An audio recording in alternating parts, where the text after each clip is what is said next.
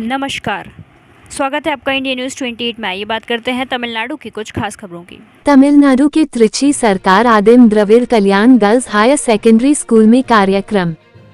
कथूर एनएसएनओपी के अनुसार स्कूल शिक्षा मंत्री अम्बिल महेश पोयामोझी द्वारा स्वास्थ्य देखभाल और शिक्षा एसएचई में सफलता। कार्यक्रम में मंत्री ने इस बात पर प्रकाश डाला कि कार्डियक अरेस्ट की स्थिति में मरीजों को बेसिक लाइफ सपोर्ट बीएलएस प्रशिक्षित चिकित्सा कर्मचारियों द्वारा छात्रों को चिकित्सा उपचार प्रदान करने से पहले सीपीआर कार्डियोपल्मोनरी रिससिटेशन प्राथमिक चिकित्सा प्रशिक्षण कैसे प्रदान किया जाए। 25 नवंबर 24 को तिरुचिरापल्ली जिले के तिरुविरमपुर विधानसभा क्षेत्र के सरकारी उच्चतर माध्यमिक विद्यालय में 11वीं और 12वीं कक्षा के 75 छात्र पढ़ रहे हैं और 26 नवंबर 24 को 11वीं और 12वीं कक्षा के 130 छात्र सरकारी उच्चतर माध्यमिक विद्यालय तेनेरीपटी में पढ़ रहे हैं।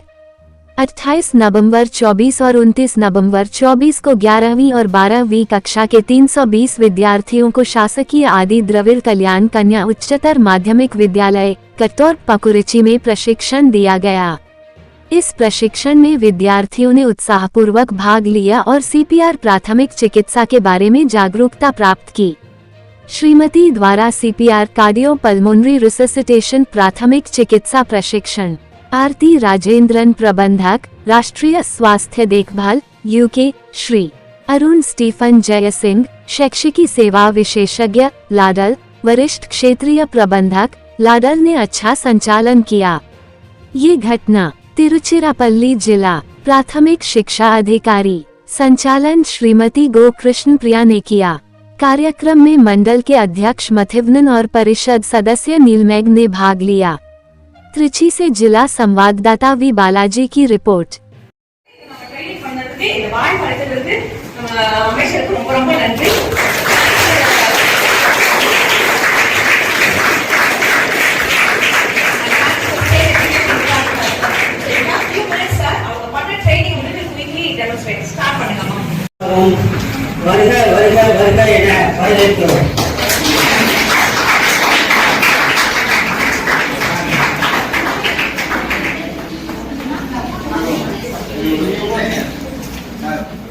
சொல்லக்கூடிய எங்களுடைய மாவட்டத்துடைய ஆட்சித்தலைவர் எல்லோரும் சொன்னப்போ மிகவும் துடிப்போடு இன்றைக்கு பணியாற்றக்கூடிய ஒரு இளைஞராக எங்களுடைய மாவட்டம் வளர்ச்சி பெறுவதற்கான எல்லா விதத்திலும் தன்னுடைய பங்கை ஆற்றிக் கொண்டிருக்கின்ற மாவட்டத்துடைய ஆட்சித்தலைவர் அவர்களுக்கும் குறிப்பாக எம்ப்ளாய்மெண்ட் எக்ஸ்சேஞ்சிலிருந்து வருகை தந்திருக்கின்ற உயர் அதிகாரிகளுக்கும் வருகை தந்திருக்கின்ற இளைய சமுதாயத்திற்கும் பத்திரிகைத்துறை ஊடகத்துறை சார்ந்த நண்பர்களுக்கும் முதலில்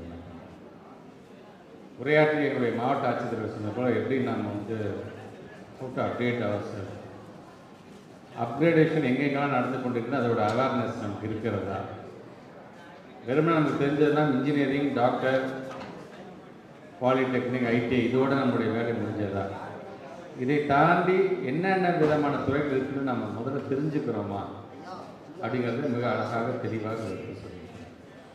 குறிப்பாக மற்ற நாடுகளுக்கும் நம்முடைய நாடுகளுக்கும் இருக்கின்ற வித்தியாசம் என்பது நம்ம நாட்டுக்கு தான் அதிகப்படியாக இளைய சக்தி இருக்கின்றது. கிட்டத்தட்ட 140 கோடி பேர் மக்கள் தொகை இருக்குதுன்னா கிட்டத்தட்ட 60% பேர் இளைஞர்கள் கொண்டிருக்கின்ற நாடு எது என்று சொன்னால் நம்ம இந்திய நாடு என்கிற பெருமை நமக்கு எல்லாம் இன்றைக்குமே உண்டு. குறிப்பாக 15 வயதிலிருந்து 34 வயசு வரைக்கும் இருக்கக்கூடிய இளைய சமுதாயத்தினுடைய தொகை மட்டும் பார்த்திங்கன்னா கிட்டத்தட்ட 43 கோடி பேர் இருக்கிறாங்க. இன்றைக்கு பல்வேறு துறைகள் வந்திருக்கின்றது. இங்கே மாவட்ட ஆட்சித்தலைவர் சொன்ன மாதிரி 205 கம்பெனிஸ் கிட்டத்தட்ட 20,000 பேருக்கான வேலை வாய்ப்போடு இன்றைக்கி வருதுன்னு சொன்னால் கிட்டத்தட்ட நம்ம 3,500 பேர் தான் நம்ம வந்திருக்கோம். ஆக நாம் இதை மற்றவர்கள் எடுத்து சொல்ல வேண்டும். இன்னும் இந்த மாதிரியான வேலை வாய்ப்பு முகாம் நடைபெற்றுக் கொண்டிருக்கின்றது. நம்முடைய உற்றார்கள் நம்முடைய நண்பர்கள் எடுத்து சொல்லி இதை கலந்து கொள்ள வேண்டும் என்கின்ற அந்த வாய்ப்பை நீங்கள் தான் உருவாக்கி தர வேண்டும். இன்றைக்கு எத்தனை பேருக்கு வேலை கிடைத்திருக்கின்றதோ அதற்கான பணியாணை கிடைத்திருக்கணும். நீங்கள் மற்றவங்கள்ட்ட எடுத்து சொல்லுங்கள். இது என்ன மாதிரியான அரசாங்க முன்னெடுப்புகள் எடுத்துக்கொண்டிருக்கின்றது, இது வரைக்கும் எத்தனை பேருக்கான வேலை வாய்ப்பு. உதாரணத்துக்கு 2-3 நாட்கள் முன்பு கூட நம்முடைய தமிழ்நாட்டு முதலமைச்சர் பேசும்போது சொன்னார், இது நாம் கொடுக்கின்ற டேட்டா இல்லை, இது ஒன்றிய அரசே கொடுக்கக்கூடிய டேட்டா. என்ன சொல்லியிருக்காங்க என்று சொன்னால் இந்த 3 வருட காலத்துக்கு கிட்டத்தட்ட 77 லட்சம் பேருக்கு தமிழ்நாட்டில் இருக்கின்ற இளைய சமுதாயத்திற்கு வேலை வாய்ப்பினை உருவாக்கி தந்திருக்கின்றது இந்த தமிழக அரசு என்பதை ஸ்டேட் கவர்மெண்ட் கொடுக்கிற புள்ளி விவரம் அல்ல, யூனியன் கவர்மெண்ட் கொடுக்கக்கூடிய புள்ளி விவரம். அதனால தான் இன்றைக்கி பல பேர் இன்றைக்கி வந்து நம்முடைய தமிழ்நாட்டில் வந்து ஒரு முதலீடு செய்ய வேண்டும், என்னோடய கம்பெனிஸ் நாங்கள் ஆரம்பிக்க வேண்டும் என்று இன்றைக்கி பல தரப்பு மக்கள் வருகிறார்கள் என்று சொல்லும் பொழுது இன்றைக்கி எந்த அளவுக்கு இந்த ஒரு என்கரேஜிங் ஸ்டேட்டாக நம்முடைய ஸ்டேட் இருக்கின்றது. நம்மளை தேடி இவ்வளோ இன்ட்ரெஸ்ட்டோடு இவ்வளோ பேர் வந்து இன்றைக்கி வந்து முதலீடு செய்ய வருகிறார்கள் என்று நீங்கள் உணர வேண்டும். ஆக வருகை தந்திருக்கின்ற நம்முடைய இளைய சமுதாயத்தை சார்ந்திருக்கின்ற நீங்கள் இந்த பணியாணையை பெற்ற பிறகு முதல்ல நீங்கள் போய் அந்த கம்பெனியில் ஜாயின் பண்ணுங்கள். ஏன்னா முதல்ல இந்த 205 கம்பெனிஸையும் சார்ந்திருக்கின்ற அந்த நிறுவனங்களாக இருந்தாலும் சரி, அந்த ஹெச்ஆர் டிபார்ட்மெண்ட்டாக இருந்தாலும் சரி, முதல்ல அவர்களுக்கு அனைவருக்கும் திருச்சி மாவட்டத்தின் சார்பாக என்னுடைய நன்றிகளை நாங்கள் தெரிவிக்க கடமைப்பட்டிருக்கோம். ஏன்னா ஒவ்வொரு ஆண்டும் பார்த்திங்கன்னா நம்மை நம்பி திருச்சி மாவட்டம் வந்து எஜுகேஷனுக்கான ஒரு ஹப்பாக இருக்கக்கூடியது இந்த சுற்று வட்டாரங்கள். ஆக நம்மளை நம்பி இங்கே வரும்போது தான் அவங்களுக்கான மிகப்பெரிய நம்பிக்கை என்னென்னா, திருச்சி மாவட்டத்தில் வேலைவாய்ப்புகளை நம்ம வந்து ஒரு எம்ப்ளாயராக கலந்துக்கிட்டோம்னா தரமான நல்ல எம்ப்ளாயீஸ் கிடைப்பார்கள் என்ற நம்பிக்கையோடு தான் இங்கே வருகிறார்கள்.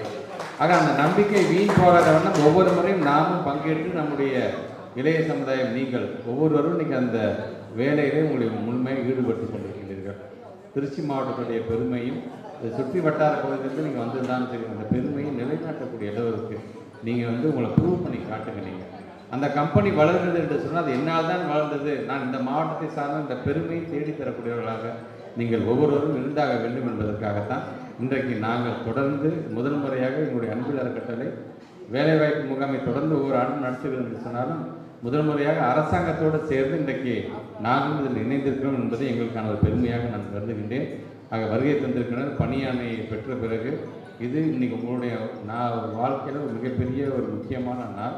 ஏன்னா பணியாணையில் சேர்ந்து நீங்கள் முதல் மாத சம்பளத்தை நீங்கள் வாங்கும் பொழுது அது 10,000 ரூபாயிலிருந்து சரி 1,00,000 ரூபாய் வரைக்கும் இருக்கக்கூடிய அந்த சம்பளத்தை நீங்கள் பெறும் பொழுது வாழ்க்கையில் அடுத்தடுத்த கட்டத்துக்கு நாம் முன்னேற வேண்டும், நம்முடைய இடத்திற்கு இன்னொரு இளைய சமுதாயம் வர வேண்டும் என்று சொன்னால் அதற்கு நான் ஒரு தூதுவராக நான் இருக்க வேண்டும் என்ற வகையில் நீங்களும் தொடர்ந்து நீங்கள் பணியாற்றிட வேண்டும்.